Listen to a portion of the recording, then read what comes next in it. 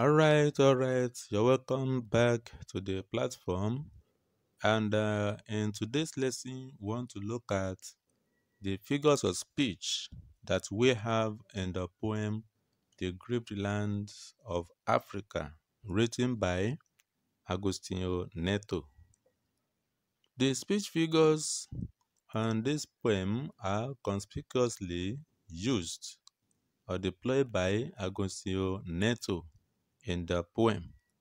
And this majorly is focused on extended metaphor. When we say extended metaphor, we mean in the lines of the poem, a situation whereby we have more than one usage of metaphor. We have one, we have two, two to three. That is what is called extended metaphor. In the line of the poem, we have the occurrence or the use of two metaphor. That is what is meant by that. So that is, each of the message tip, that is the message passed in the poem, is highlighted with an extended metaphor. Apart from one or two cases of flashbacks, that is, we have flashbacks in the poem as well. But majorly, the poem focuses on extended metaphor. So let's look at them one by one. Flashbacks. This prepositional phrase, in the tearful woes of ancients, that is a phrase in the poem. In the tearful woes of ancients. This particular phrase is one of the cases of flashbacks. When you look at it, it belongs to what we can call historical allusion or classical allusion, as it takes us back to the pre-colonial era of slave raiding for slave trade, the time of a slave trade. So this prepositional phrase, another one, and the famous sensation of the ancient stunning perfume of flower. That is another one. This is also a reference to the peaceful era of brotherly living of Africans before that of slavery and slave trading. That is, previously, before the advent of colonial masters in Africa, we lived togetherly. No problem, peace of mind, we have it. Cultural unification, we have it. But not until the advent of the colonial masters. We are unable to become one African continent as we were. So this is what is meant by the flashbacks as we have in the poem, the two lines illustrated. Now the next one is extended metaphor, in which we have metaphor as well. So there are 7 cases of extended metaphor as deployed to highlight every bit of message in the poem, in conjunction with the flashbacks. This expression, in the sweat of impure dance of other seas, that is a what? An expression in the poem. In the sweat of impure dance of other seas. What does this mean? As this, it forms lines 3 to 6 of the poem, underscores the first case of extended metaphor. We have other seas and we have the sweat of impure dance. So 2 metaphors used in the line. These parts of the expression, in the sweat of impure dance, that is one of the metaphors. This illustrates a piece of metaphor for externally borrowed culture unfitting of Africa's needed realities. That is, we Africans, we embrace that particular culture that is different from ours. That is why it is called what? borrowed unfitting culture by Africans, and this borrowed culture is not needed for the realities or the yardsticks of what we are in Africa. That is what the line means, in the sweat of impure dance. The second part of the line, which forms another metaphor, this is of other seas, and it is another metaphor, or you call it metonymy, for Europe and American institutions. That is the group or the clique of the colonial masters that visited Africa during that time. In a nutshell, the two pieces of metaphor elicit an extended metaphor. The extended metaphor with the first flashback posits that is the first one that I used, that I illustrated. It posits that borrowed and foreign dictated blueprints for development from Europe and American institutions are yoking neocolonialism on Africa. That is, we don't need the advent of these people. Before they arrived or before they visited, we have been doing our things peacefully without any grudges or disputes, like the grief of the slavery and slave trade era. The expression crushed in the forest both wickedness of iron and fire, that is another line. And this is another example of extended metaphor case. The part that states crushed in the forest, that is one piece from the line that I just read.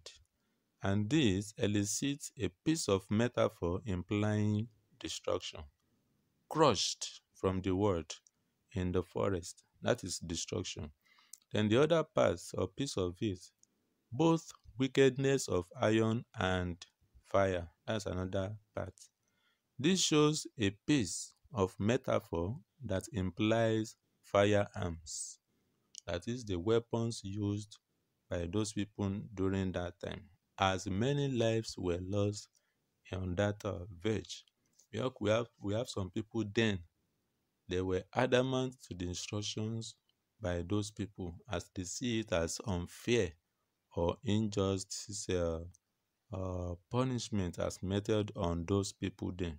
So because of that, mistakenly or accidentally, those people were fired or were killed by the colonial masters. So another one, the extended metaphor given out by the two pieces that I just illustrated now, in conjunction with the second flashback now. The first flashback was on trade slave. So this underscores the complaints from Agostinho Neto himself as unnecessary bloodletting through rat race, armed struggle in Africa. That is, this second one now, crushed in the forest, both wickedness of iron and fire, illustrates unnecessary bloodletting, either accidentally or knowingly, through rat race armed struggle in Africa. When you feel like, no, I won't do what you said. And from there, something starts, disagreements, before you know it, bam, you let loose or let go of the bullet. And this is unhelpful for our peace and development of Africa. Another one, extended metaphor, underlines the whole of the poem's third stanza, as we have it in lines 15 to 23. This part of the stanza does, in the dream so undone in jingling of jailer's key. That is a line in the poem. And this is a piece of metaphor that means imprisonment, visitation. The other part does, stifled laughter and victorious voice of lament and unconscious brilliance of hidden sensation. That is another line from the poem. And this is another piece of metaphor for the voices of raising not tolerated. That is when the Africans then believe that they have an idea, they have an opinion to express, but they are not given what? They are not given space to express themselves. The extended metaphor given out highlights the theme of voices of reason not tolerated for preachment of good governance for growth. That is when they believe that they can contribute to make sure that Africa is developed. But this is not welcomed. Rather, are usually imprisoned. Once you know or you believe that you are good enough, you have that view, you have that opinion to contribute so that Africa will be developed. Instead, those people will be put in jail.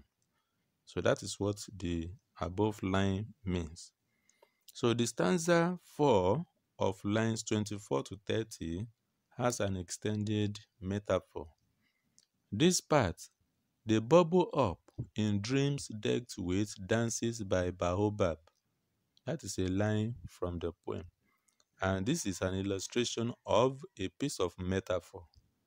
The metaphor points to the clueless leadership over Africans that are equating governance to festival dances round the baobab tree.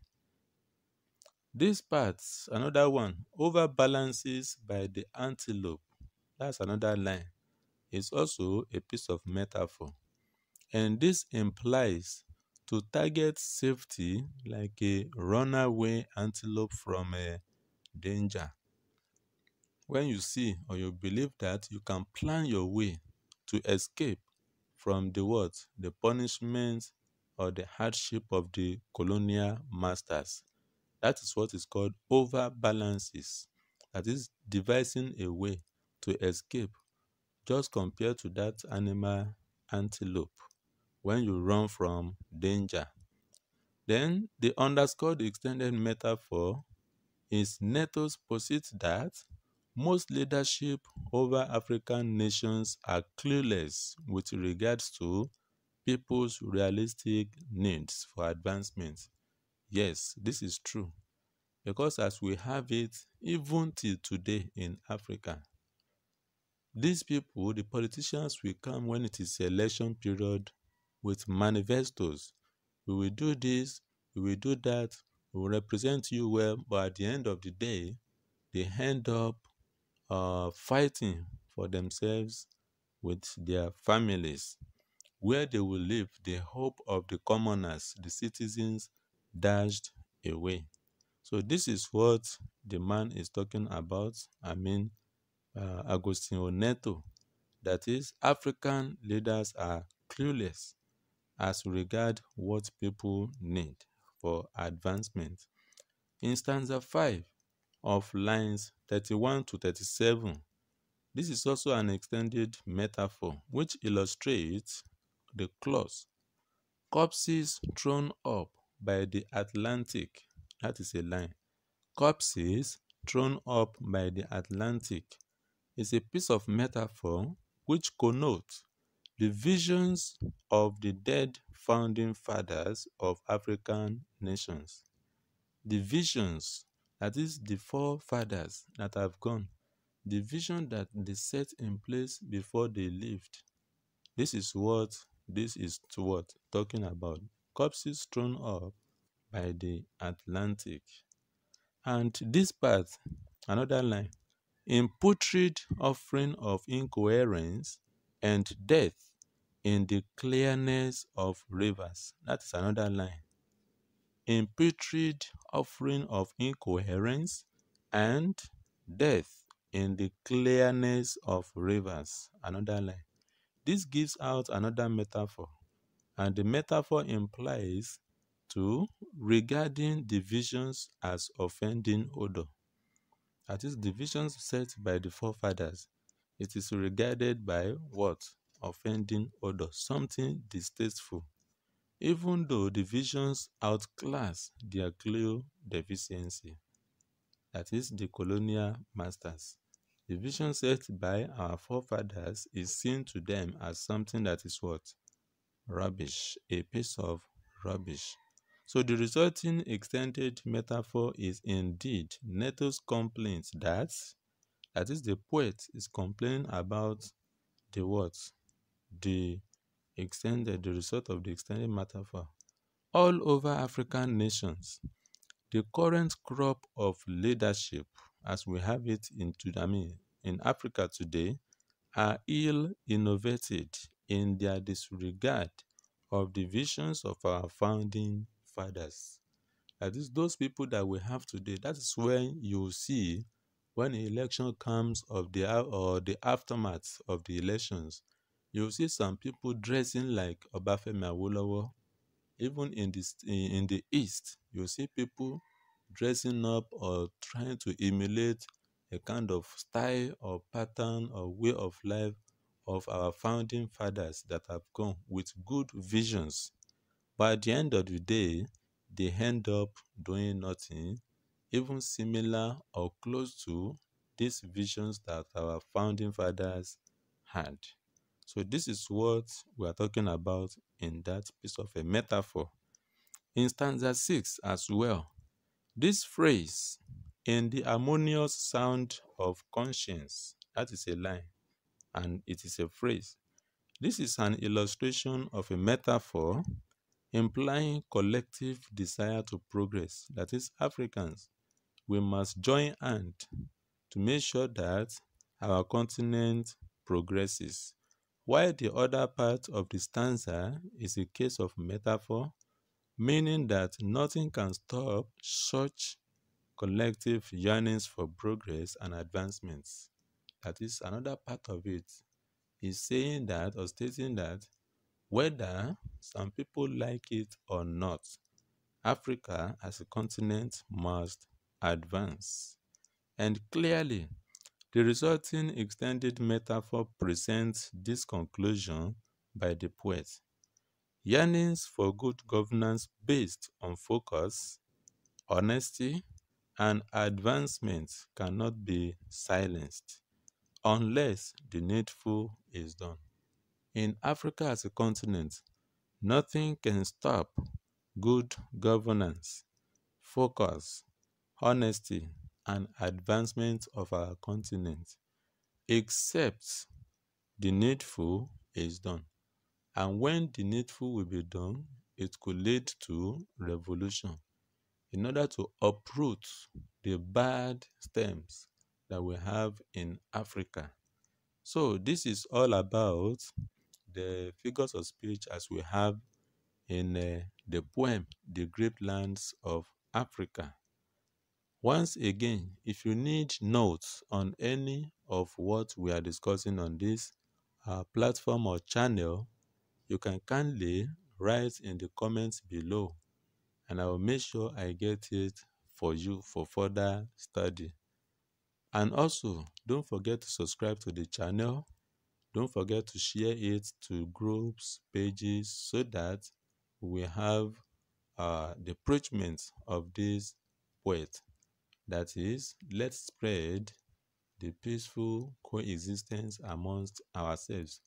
And don't forget to enable the bell for further notification on video uploads. Thank you very much.